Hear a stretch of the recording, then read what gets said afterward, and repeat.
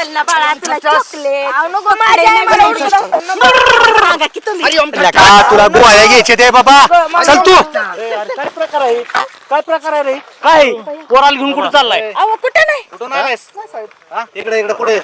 कुठून आलायस तू त्याला विचारावं कुठून आलाय तू कुठून आलाय तू बाबा सांगा ना बाबा तुम्ही